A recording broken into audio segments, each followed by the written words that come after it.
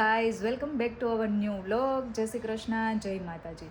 તો ગાઈઝ ખાસો ટાઈમ પછી અમારે ઘરનો વ્લોગ આવે છે બિકોઝ ફરવા ગયા હતા તો 15-20 દિવસ એમાં જ નીકળી ગયા હતા.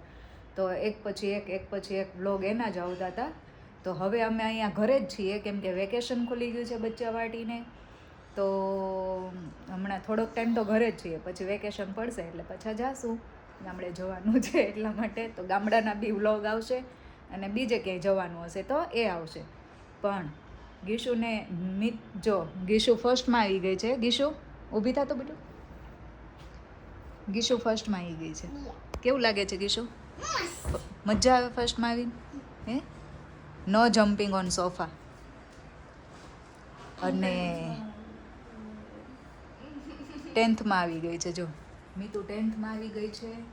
અને મને હજુ એમ થાય છે કે હું હજુ હમણાં 10thમાં હતી. એન્ડ યુ નો મીતુ, હું જ્યારે 10thમાં હતી ને ત્યારે મોટામાં મોટો ભૂકંપ આવ્યો હતો. ઓલો પેલો તને યાદ છે? હા છે, તને ક્યાંથી યાદ? તને યાદ છે? હું એવું પૂછું છું. મોટો ભૂકંપ આવ્યો હતો એને ક્યાંથી યાદ હોય? હું 10thમાં હતી. પછી છે ને એક્ઝામ અમારી ડિલે થઈ હતી અને બોર્ડની ફાઇનલ. હા, બોર્ડની ફાઇનલ એક્ઝામ ડિલે થઈ હતી અને બધા જે હું હોસ્ટેલમાં ભણતી એટલે હોસ્ટેલમાં જે બધા હતા ને 10મા વાળા અને 12મા વાળા સિવાયના જે સ્ટુડન્ટ એ બધાને છે ને લીવ આપી દીધી હતી હોસ્ટેલમાંથી. અને એ બધાને ફાઇનલ એક્ઝામ જ નહોતી લીધી.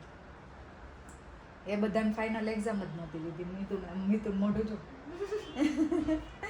અને અમારે તો આપવાની હતી એટલે અમારે ડિલે થઈ હતી, એક્ઝામ ડિલે થઈ હતી પણ એક્ઝામ આપવાની હતી.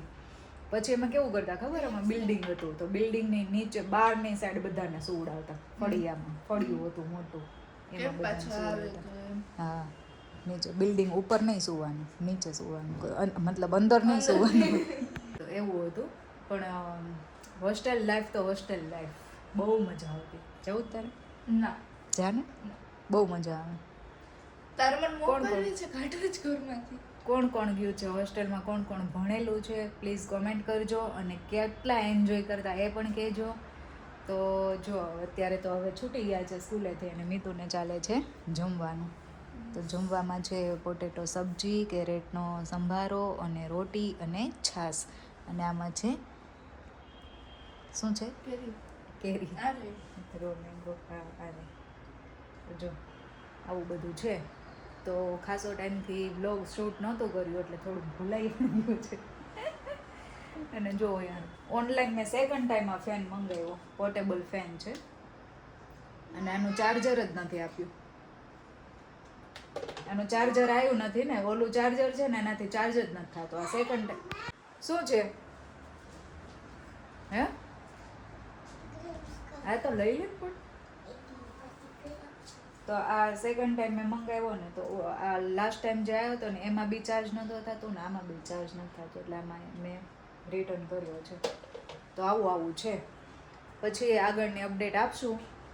અને જો અત્યારે આયુપીહુનો શો ચાલે છે તો એ જોતા અમે એ લોકો ગયા છે. ક્યાં ગયા છે? માલદીવ્સ ગયા છે. એ વ્લોગ જોતા હતા. પછી મને યાદ આવ્યું કે યાર મારે બી વ્લોગ બનાવવાનો છે અને કાલે અપલોડ કરવાનો છે. તો ચલો 2:30 થઈ ગયા છે તો વાસણ કરી નાખીએ અને પછી થોડીક વાર ગીશુને ભણાવી દઈએ. અને ગીશુને મેં એની કાલ બુક જોઈને બાપરે કેટલું ભણવાનું આવે છે. મને તેમ થયું, મેં પૂનમને કીધું મેં મારે ગીશુને જ ભણાવવી. એટલું બર્ડન યાર, કેટલા મોટા મોટા સેન્ટેન્સ આવે છે. મેં તો તારે એવું ના આવતું કે? મને તો નથી યાદ. તારે એવું ના આવતું એટલું બધું?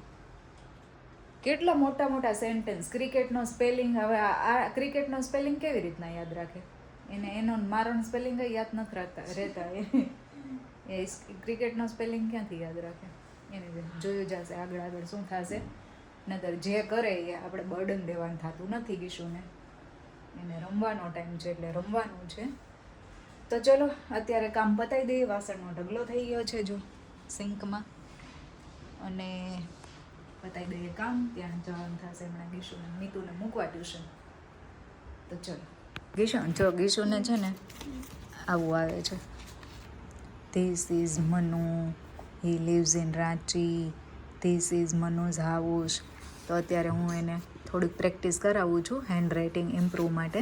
ઈ હેન્ડરાઇટિંગ નથી કરતા. ગીશુ જો એને રાતે લખ્યું હતું, આ ગીશુને હેન્ડ રાઇટિંગ છે. એને ગીશુ તે આ મેમને બતાવ્યું હતું. એને ખાલી હેન્ડરાઇટિંગ નું કીધું હતું. હા. પછી અમે આવ્યા ને ત્યારે કીધું હા. કે તમે આમાંથી સ્ટોરી રીડ કરીને દેખાડો. રીડ કરતા આવડે હજી? રીડ કરતા થોડું આવડે ગીશુને. ગીશુને શું કોઈને ના આવડે, હજુ તો નાના નાના બચ્ચા છે ને. તો આવું જો ગીશુ ક્યાં બેઠા બેઠા ખાય છે. ગીશુ શું ખાય છે? પેર ખાય છે અહીંયા બેઠા બેઠા અને વિન્ડોમાં જોતા જોતા. રથયાત્રા નીકળી છે ને એટલે ગીશુને રથયાત્રા જોતા જોતા ખાય છે. રથયાત્રા છે ઇસ્કોન મંદિરથી નીકળવાની હતી એટલે એ અહીંયા આવે છે કાનાજીની રથયાત્રા ઇસ્કોન મંદિરની. અને જો મેં ડિનરમાં બનાવ્યું છે આજે સિઝનના પહેલા ગુંદાનો સંભારો.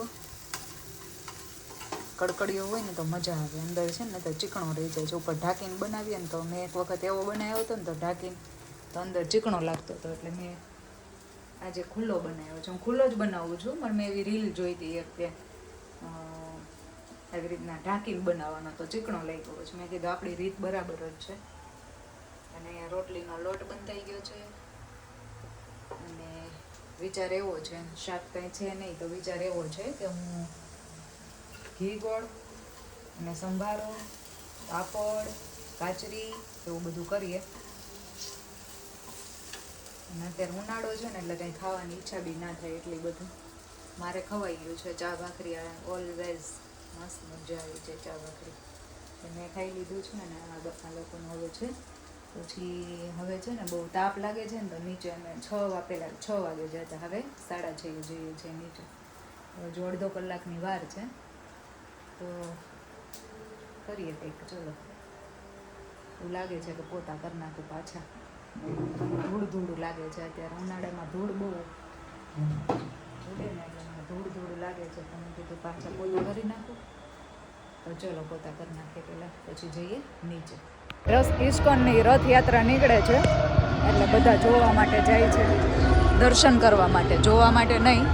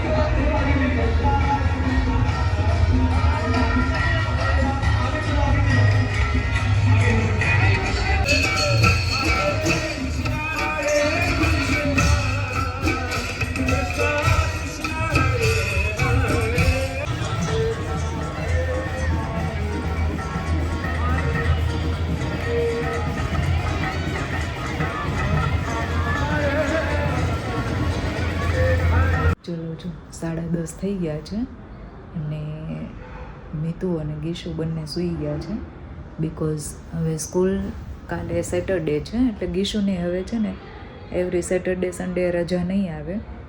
અલ્ટરનેટ સેટરડે સન્ડે મતલબ 2nd અને 4th છૂટી અને 3rd અને 1st ને 3rd જવાનું. તો કાલે 3rd સેટરડે છે એટલે એને જવાનું છે. એ તો બિચારી ક્યારની 9 વાગ્યાની સૂઈ ગઈ છે કેમ કે સવારે 6:30 વાગ્યાની ઉઠી હોય તે સીધી અત્યારે 9 વાગે એને સુવડાવી દો એટલે એને ઊંઘ પૂરી થઈ જાય, બપોરે ના સૂવે એટલા માટે.